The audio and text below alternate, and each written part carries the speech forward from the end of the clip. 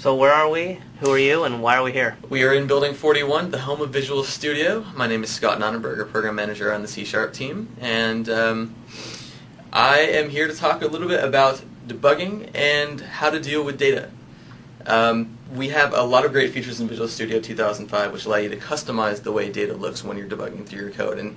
And when you experience the debugging in Visual Studio 2003, you'll see a lot of changes. A lot of them are visual, a lot of them are graphical. We have icons, we have improvements to all the data display windows, and we also have ways for you to customize that experience yourself. So did you mean 2005? You said 2003. 2005 is significantly improved. That's what I meant. The would be. Codename would be. Yes. So what's your background? What did you work on with Visual Studio 2005? What did you work in 2005, I was one of the two program managers on the Visual Studio debugger team, and now I'm a little bit more abstract from that, and I work more on release duties on C#. So kind of shipping the product and making sure that bugs get fixed and we progress towards our goals. So you work on the C# team, but you work on the debugger. The C# team is made up of three major components. The first is the compiler, the second is the IDE experience, which is IntelliSense and that kind of thing, right. And then the third is the debugger. So it is part of the C# team, but it's not technically just C#. It's actually across all languages and technologies. And so we're here to talk specifically about this thing new called visualizers. Visualizers are a great new feature in 2005, and they're part of kind of a suite of customizations you can make to your program, which allow you to really visualize the data a lot better. So what's your background? What were you working on like before you were working on the VS C# team and the debugger stuff? Before the C# team, I actually was a student, and I came from a school in California called Cal Poly in San Luis Obispo, and I was a computer science student there, so came straight here. Yeah, and it's been going well? Having I fun? think so. I've been enjoying it. So how do you describe what you're working on now? What can you say about what I can say now is that it's kind of project management. It's a little bit further from the technology, but it's still very important because we need to move towards certain milestones and goals that we have. Is it related to the C# team or all of Visual Studio? It's related to the C# team. Yeah, it's for C#, and it's not just debugger like it was before. So if you bumped into someone in the elevator and they said, "Oh, you worked on visualizers," but they weren't sure what they were, what would you say? Before you get off the elevator. For visualizers specifically, I would say they are a way to view your data in the way it was meant to be viewed, beyond the tree-based hierarchical view that you've seen in Visual Studio before. During debugging, not necessarily in an app with a grid. You're talking about... I mean while debugging, yeah. Yeah. Because in the past, debugging has been about the tree views. You look at the watch window, you look at the quick watch, you look at views like that, and data is always displayed in a hierarchical view. So it's all about the way data is supposed to be displayed. So what inspired visualizers? Was it a customer request? Was it something like a whole bunch of things and somebody said, we need to take a new approach to this? It was kind of a high-level goal to allow people to really see their data the way they would want it to be seen. There's a lot of code in applications to show data the way humans understand it, right? And in many cases, while debugging, that logic isn't really invoked, and there's no way to invoke it easily because it's in the application. It's not part of the debugger, right? So visualizers actually allow you to take that logic that's in your application, which takes raw data and converts it into human readable, human understandable format. And for example, an image is a perfect example for this kind of thing. An image, it's ones and zeros in the debugger until you apply the right logic to get it into your video card. Would you say that the visualizers are kind of an add-on to the debugger, even though it's somewhat integrated? Meaning it's I would say that. Debugging is a pretty low-level activity at its most basic. There are a lot of services we add on to it, like the ability to look at your source, like the ability to do edit continue, for example. That's a pretty advanced bit of functionality we've added on top of the basic debugging. And I would say visualizers are another aspect of that. So do you have some cool demos? I do. Let's talk in general about how to customize the display of data in the debugger. It's more than just visualizers. So let's take a look at kind of the start of data customization in Visual Studio. So what we have here is kind of a basic application, very basic in fact, with the set of classes. Basic application in C#. A basic application in C#, yes. Not to be confusing. And it's not visual either. Right. Okay. It's really not visual. It's a console application. Raw code. So, I'm just going to press F5, and we can. I gotta modify this application a little bit. So the startup directory is blank. Could they do some debugging of your demo at the beginning? There are bugs in all sorts of things. Right. It's not just code. And you haven't done this demo in a while. That is true, since I've moved on to something a little different these days. And it looks like we have a file not found exception as well. This is actually a new feature in the Visual Studio 2005 debugger called the exception helper, and it gives you a little bit more information than you've seen in the past for exceptions. And this is one of your classics. It doesn't know where the file actually is. We're trying to load an image there. So you know what I'm actually going to do? I am going to just do some edit and continue to solve that problem. Makes a good demo, actually. Let's take that down to null, and we should be able to step. Okay, so we just did some edit continue, and now we're getting back to the demo. That was not planned. Another file not found exception because of that initial location. It's not finding the files. It's trying to at the moment. So I'm just going to go. This is some text, and edit and continue saves the day. Or actually, no, never mind. It's looking for a file. Let's just comment that out. Okay, so let's just get to the basic of what we're looking for. We're looking to see what is in this address class. And this is a new feature actually in Visual Studio 2005 called data tips. And you can actually hover over the object itself and see what's in it. Before, data tips were just top level and they didn't give you much information within the class itself. You had to go to the watch window. So this makes it quick and easy for you to see the elements within the class at a glance without having to worry about what's in your watch window. But what we're seeing here is actually some duplication of data. There's the address line 1, line 2, but we're really not seeing the data at the top level. It's duplication of data, but not quite exactly what we need to see. So what I'm going to do actually is going to stop debugging. We're going to fix that problem so we load the files. But what I'm going to do is customize the address type. So I'm going to go to definition, and this is the first of the customizations we can do to show you what you need to see in the debugger at a glance while using data tips, for example. So I'm going to override toString, and I'm going to just assemble a quick little string here. So let's do m address line 1, and we'll just leave it at that because that's enough information for me to show you. I just want to make this demo pretty quick. I will press F5 again, and we'll get the same errors we got before. But now when I hover over address, you can actually see the data that I wanted to display. The toString is actually shown, which is much more useful than what you saw before, which was just address, which was actually just the data type. So that's the first level of customization. Let's move on to another level of customization. I'll stop again, and let's go back to address. Now let's say I wanted to see this in a different way. I wanted to actually use toString, for example, for something else. If I want to use toString for something else, then I can't really rely on it for this. So there's actually an attribute-based way to customize this. So I can add a using system.diagnostics, and then I can add an attribute.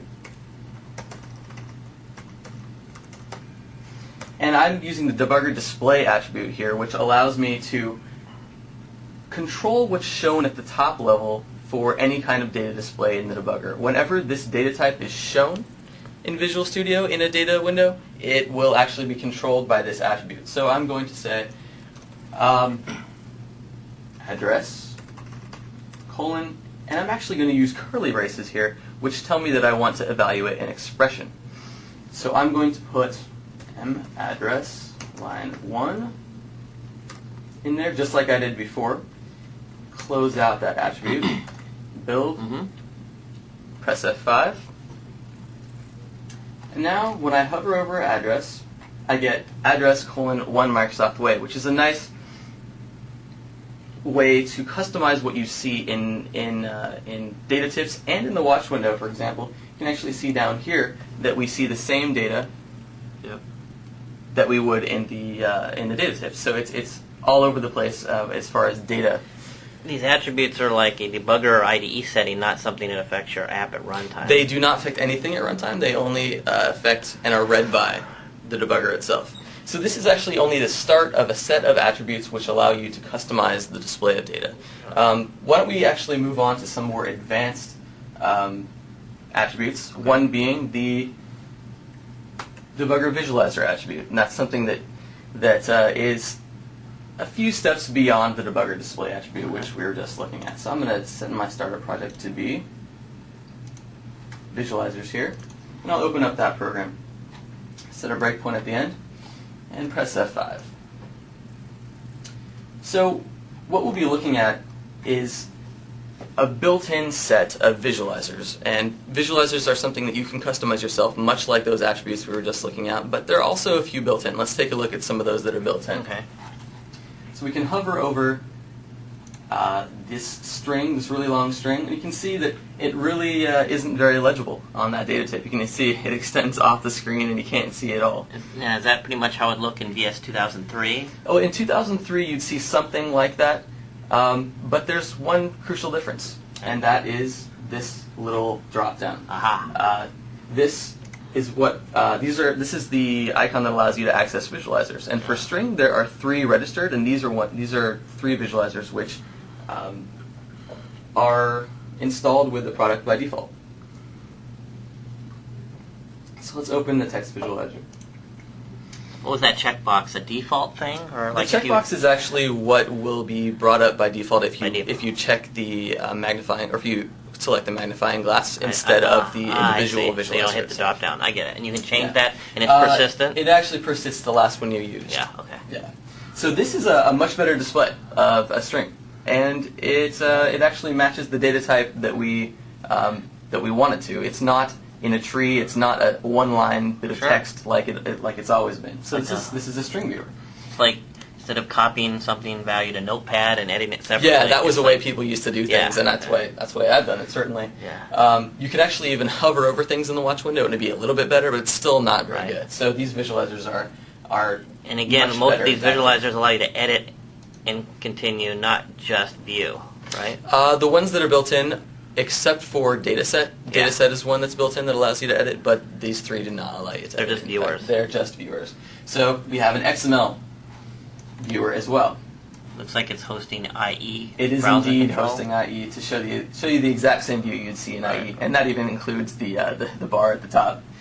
So XML, exactly what you usually see with XML when you view it in a separate file in IE. Moving further down, there's also an HTML viewer, which also hosts IE. So you can see the way HTML would look in IE once it's rendered. So that's a little bit better than just the string view. So the web page we're seeing is actually the contents of the HTML rendered. It's the HTML rendered. So you can actually go back and use the string visualizer, there we go, and see the actual HTML instead of it being rendered like that. Lastly, of the built-in visualizers is dataset, and this one shows you the actual grid of the data in the dataset. Far more valuable than having to drill down into the tree view in the watch window. In this case, you can actually make a change. You can make changes in this one. So your standard grid view, much better for datasets, in fact. So there's more, right? Looks like there is indeed a bit more. It seems like you know a little bit about what's going on here. But you've seen some, but never packaged up.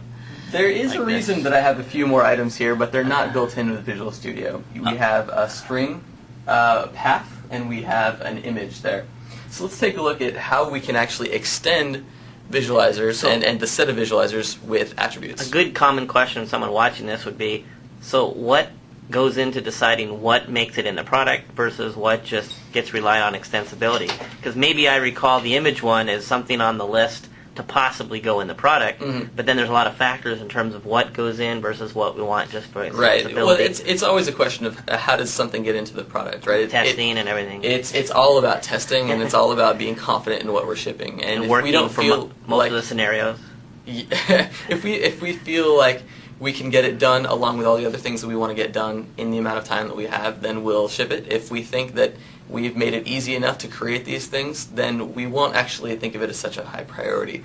We do think that it's easy enough to create these visualizers that we don't necessarily have to create all of them ourselves. Yeah, from working down the hall from you for a while, I get the feeling that you put extra effort into making them very easy to create your own and not necessarily creating dozens of them out of the box saying, hey, these are going to be so easy to create that the ones that are missing, the community create them, people create their own. It's always an interesting question. When creating an extensibility framework, you always want to make sure that it's easy to make things based on this extensibility framework, but you always want to make sure that you have a few that's actually a few things you own which rely on it, right? Because you don't want to have a consumerless API, I think is what it comes down to. So we have the data set, and we have those other visualizers, and those kind of test it to make sure that it's where it needs to be.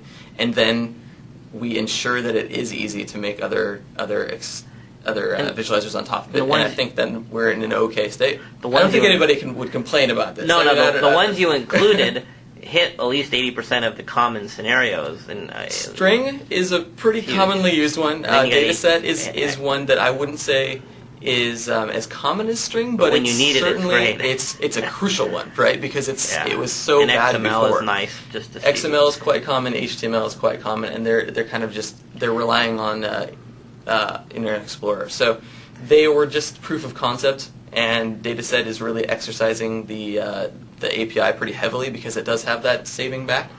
But we do believe that because it's pretty easy to create these things, we have stopped in an all right place. Right. So are you going to show something with this all image thing? So let's take a look. When we hover over image, we don't see that magnifying glass, and that's because there are no visualizers installed for it. That's what someone using DS2005 out of the box would see. This is the out of the box experience, certainly. Okay.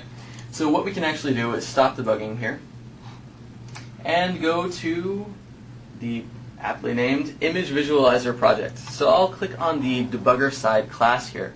And what you're seeing is kind of the skeleton of what it would take to create a visualizer. So you created this real quickly, looks like. Yes. It's just a template you're just showing here.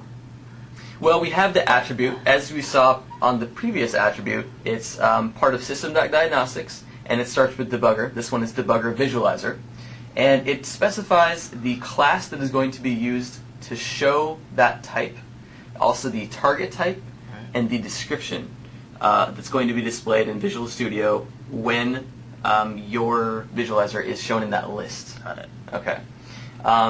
The class debugger side is the class which Visual Studio will call show on with the proper parameters. And then in the show method, that's where you are to do all of your work to show that data appropriately. So we have this skeleton, and let's actually do the implementation really quickly here. Fortunately, I have an image form which will allow me to show an image easily. So right now, I have inherited from Dialog Debugger Visualizer, and I have automatically generated using C# IDE features the stub for that particular, or the only real method in Dialog Debugger Visualizer, which is show. And it's passing some things in which give me the information I need to show that data as sent across from the debuggy itself. The program you're debugging sends its data into Visual Studio using the infrastructure we've provided as part of the API. So I get at that data sent over from the application we're debugging by typing object provider dot get object. Okay, now when it comes out of there, it's in object form, but it's been serialized out appropriately. So what I can actually do is, since I know at this point, and this is just quick and dirty, I'm just going to cast it to an image and set it equal to an image. So now I have that sitting there ready to be used. I'm going to create my image form, which I set up earlier so I can show this easily. And then pass it that image that I got back from the object provider out of the target debugged application. And then I'm going to show the form. So that's pretty much all I needed to do in that little show method, which Visual Studio will call when that magnifying glass button is clicked. So this clicked. is the raw program you need. It has not been wired up yet, but this is essentially the template with the code-specific event handler, essentially. When you say wired up, the wiring up that's going to be done with this is actually going to be deposited into a directory. Okay. Visual Studio will load the assembly up. Look for these assembly level attributes, the debugger visualizer attributes, and then show them in the list of visualizers for a specific type when it encounters it in a data window in Visual Studio. So you don't need a full-blown SDK, you don't need the VSIP partner program stuff, you don't need to be an expert at the whole API of VS. You do not at all. Actually, the real key here is, if you just go back to the screen, using Microsoft.visualstudio.debugger visualizers. That's really the crux of it, and once you have added that reference to your project, you are pretty much ready to go. So that will be in your add reference dialog, Microsoft.visualstudio.debugger visualizers, and once you've added that reference, the proper base classes and such will be available to you, and you can be off and running. I assume there are some samples up or instructions for some of this? There in MSDN library, there are some simple tutorials, much like what I'm showing here. They'll get you to where I've described. There are some visualizers out there today that people have written. In fact, there are a few really cool ones out there. Actually, there's an ASP.NET Cache visualizer. There is a really advanced dataset visualizer out there. There is an ASP.NET Control visualizer that some people have written. And there's some basic ones that I've written and gotten out there, but the ones that I just listed are pretty cool and written by some people who are just doing it in their free time. You know, really simple, really easy, and they're not paying partners with Microsoft. They're just customers out there. One that might be useful for someone to create is if they're working a lot in code with RSS, they can expand on the whole XML thing and actually have like some RSS viewer, whether it's a grid or a list or whatever they want. And all it is they say, hey, it's XML, but it's RSS, and here's my visualizer, and they display it however they want. One of the things that people may want to think about with visualizers is any kind of display logic that you have in your application for the data you're dealing with. Yeah. You may just want to extract that, refactor it out, and put it into a visualizer, because as you're debugging through your app, you probably want to see the data as it's intended, and you have some great display logic already, so might as well just use that, especially for things like RSS. That's a perfect example, right? So what do we do with this program to see it in action? Now that we've built it, we can, so it is the image visualizer application, so I'm going to actually just use a little trick here. What kind of project is this, by the way? It's a regular C# program? It's a C# project, but it's a class library, so it's a DLL. Because it's not, So I'm going to open the containing folder, get into the bin, and debug, and image visualizer.dll is right there. So I'm going to copy that. And there are two places where we can put this so that it is applied while debugging. Okay. One of them is global for all users on the machine, and it's where you've installed Visual Studio. Visual Studio, I'll show you right now. For a lot of developers, it's the same thing. For most developers, it's the same thing. I have kind of a weird directory structure. So pretend like I'm in program files now, and this is the Visual Studio directory. And Common 7, packages, debugger, and then visualizers, and you can just drop your files here. That is one of the locations. DLL? Yes, you drop your DLL here. That's all you do? That's all you have to do. If you have the assembly level attribute, debugger visualizer in it, all you have to do is drop it here. There's no XML file to edit? There's no... Really simple, really easy. That's interesting. Okay, and there's also one other place. I'll just open up another Explorer window. My Documents, Visual Studio 2005, and Visualizers. That's even easier. And this one is actually per user. It applies to whoever's My Documents that you're You can't go wrong by going here. It just means if someone else logs in your machine or administrator, it's not going to show up. Right. And it also means that if you're not an administrator, you'll be able to edit this, whereas you probably wouldn't be able to edit the other one. So I'm going to go back to my debug directory here where image visualizer is, and I'm going to drag it in there. Now, when I go back here, I can press F5. When I hover over JPEG, you notice there's actually a magnifying glass. It was that simple and easy. That's cool. I just dragged it in, and when I hover over it, there it is. That's the image. Pretty neat. So Super now, easy, super anytime simple. you're debugging any type of application, even if you switched and created a VB or That's C# true. project, It's not dependent on the application itself. and you could have created that whole thing in VB rather than C# using the same attribute. That's true. It So. is. I am on the C# team. Oh no, Actually- but I want people to be clear that it's not Yeah, specific. yeah. You can do all your demos in C#, but it's generic to VS Absolutely. 2005. Absolutely. Does this work in Express version or only standard, or what has it? You know what? I actually don't remember, but I think it does work in Express editions. I can't. The debugger tell does, you. right? Edit continue. Yeah, was? certainly it does. Yeah, no, I Edit think it continue in Visual Studio, and I don't think we limited Turn it that way. So yeah. I think you'll have your same directory structure. You can go into the same locations, same install locations, drop those DLLs in, and it'll work for you. So image is a perfect example, and it's kind of flashy too. Wow. I have one other simple little visualizer just to show you some of the things you can do. It's not just things like images, and it's not just things that are in the .NET framework. It's also things like my mystery visualizer, which actually all it does is it takes the object that you're visualizing, turns it into a string, and then it starts it as an argument to Notepad. Because I see. maybe you want to see the contents of that file in Notepad. You're dealing with a path, right? So it's actually mostly for paths. So it's again, like a Notepad visualizer? it's or a what? Notepad visualizer. So At the top of this program, it's the same as the other one. What Yes, you it think? is. So you can actually see the same attributes there. It uses some So system you can just- IO that was not there before. Create that template and you're all set. Yeah. Yep. So I'm going to install this, much like I installed the other one, by using a great little trick here: open containing folder, and then I go into bin, debug, and I can grab my mystery visualizer. Actually, I'm going to copy Notepad visualizer. That's the most recent. Go back to where I dropped the other one, copy that one in, and I'm going to press F5 again. And now when I get my path, I got to press F10 to make sure it has something in it. And now, open this path. Open this path, and Notepad is there.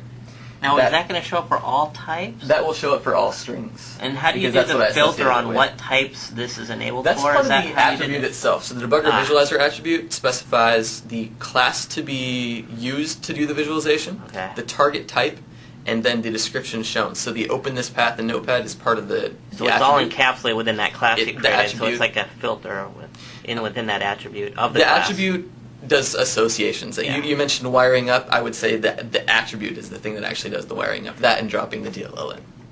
So let's try that out. And there we go. We have the path pointed to by that string now opened in Notepad just by using a visualizer. Somebody has their own editor, they create their own form, Exactly. or whatever. So this just shows you it's not necessarily even putting the logic in the visualizer itself. You could actually use the visualizer to invoke it. I see. Yeah. So you could have launched Paint and put that image in there. I could have done that, certainly. Interesting. Of course, some of these things will require you to save the file out, like that Paint one, because we're not dealing with a path. We were dealing with the file itself. That's one of the great things about visualizers is you don't have to save it out. So what first. exactly is involved of doing an edit and continue on a value of a property? You said that the dataset one allows you to make changes, Right. but of course the XML one that brings up IE, you're not editing anything there. Yeah. What's the trick to get, like if I brought up, not necessarily Notepad, but a VS form with an edit box, and I threw it in there, but I wanted the developer to be able to type in there. But then have a button say, save, and then you hit continue to debugging, and it gets sent there. Is there a trick there? Visualizers do have the ability to save back, and you're just generally asking about that capability, Yes. I think. So I can talk a little bit about the dataset visualizer and what it allows you to do and how we implement it. Just to point a developer to that direction if Right. they felt they There would are need that. APIs which allow you to take a little bit more control of the protocol between the debugger application and Visual Studio. Okay. Right. So actually, let me pull up a little diagram that'll kind of help me illustrate what I'm talking about. Let's see here. Visualizer diagram. By the way, is the source to any of the visualizers included, or how? I've done a few talks in the past year or two, and I have posted my demos for those. I've done some debugger talks just generally, and usually visualizers are part of that. You blogged about it, like I have blogged blogged about your it. And blog if you look later. at my blog, yeah, a lot of the answers are there. You will find it there. Yeah. Okay, so this diagram kind of helps you understand how visualizers work. Okay, so on the left side we have the debugger. Yeah. And on the right side we have the debuggee, and in the middle is kind of the process boundary. And when you're doing remote debugging, that actually ends up being the machine boundary between machines. So on the left side, the debugger itself, there is an abstract class that you derive from called Dialog Debugger Visualizer, and that has one method on it, which is show. And if you can see it under Dialog Debugger Visualizer, there is debugger side, which is the class that I was actually working on, and that has one method of show. And then below that is image form. Image form is the class that was actually used to host the image and show it. So that collection of functionality on the left side, that's what's hosted in Visual Studio. Now on the right side is code that's actually run inside the debugged application, which is what we call the debuggee. And what you can actually do is override that class and take control of it. So when you take control of this class on the right here, you actually can then come up with a custom messaging scheme between these two right here. Between the one on the left and the one on the right, you can tell, say for example, this on the left, whenever the user says, I want to change this cell in the dataset visualizer, I want you to go back and save it to the original dataset. And that's the kind of thing that is really necessary to do when you want to change the original. You just have to understand it's a mini client and a server. It really actually is. And one of the reasons for that is because there is that boundary between the processes. And then, of course, it works in remote debugging as well, which is kind of a nice benefit. Right. So to do modifications, either you have to do it wholesale, you can actually replace the entire original object, and when you do that, there are some limitations, right? Because if the object is large, then you end up with some latency. So that's why you'd want to come up with your own custom messaging so that you only transfer that which you want to save, for example, and you have more finer-grained control. So how does the visualizer hooks extensibility deal with like overlapping of names or multiple types? I mean, you just can drop your own DLLs in there. You can have your own image type, but it just kind of appends to that list. Yeah, that list. It will take everything that it finds in both of those directories that I showed, and it also includes the built-in visualizers, and it just assembles a list based on everything in there. But the caption that it uses in the drop-down list is from the attribute. And if you have two of the same, it's just going to show two of them, and you're. That's true.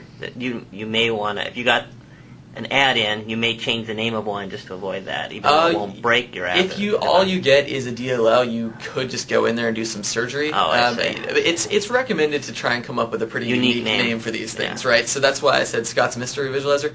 That's probably not specific enough.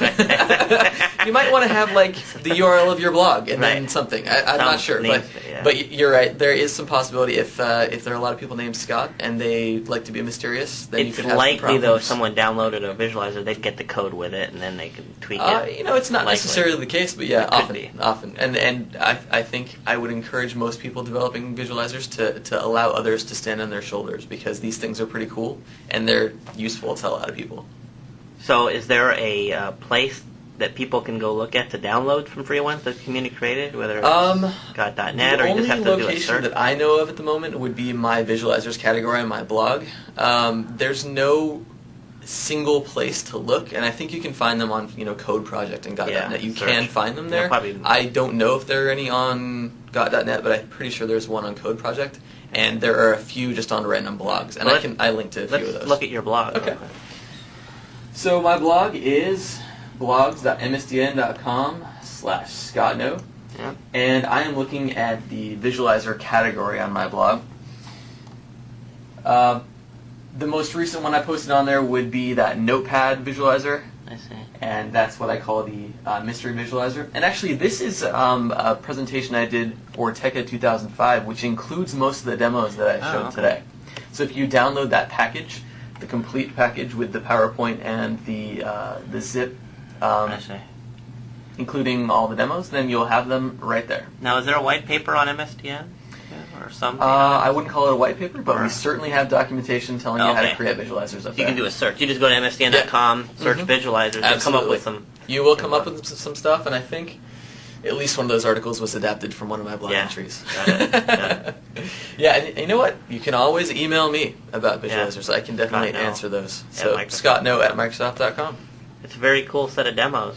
I look forward to seeing what people do with this stuff. Yeah, there's already some really cool stuff out there, and I imagine that it will only increase. Well, when people see this video and see how easy it is, they can easily just hit It's really easy. pause on the video and go create one and go, wow, yeah, I didn't know I could actually, do this. you download my package of demos and Yeah. copy out the skeleton and have a project template ready to go, right? And Right. just go for it. In fact, actually, while we're on the subject of project templates, let's go back to Visual Studio real quick.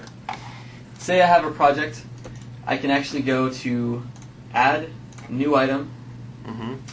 and add a debugger visualizer, and that actually gives me most of that skeleton. What was that you clicked? Because it was a little fast. All right, let's go back to Was Solution it something? Explorer. Yeah.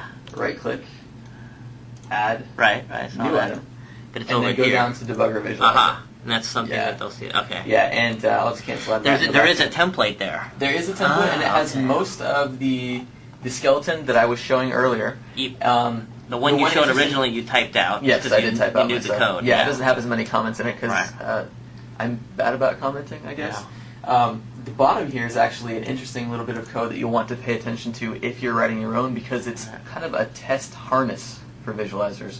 We provided a class called Visualizer Oh. Development Host, Okay. which loads up your visualizer much like it would be loaded up in Visual Studio. Oh, kind of a way to run it without debugging in a Exactly. sense, so you can see it Yeah. and say, like, if Everybody you're needs building to a farm. test. Yeah, you can actually even debug through it without running 2 instances of Visual Studio. Got it. Cool. Yeah.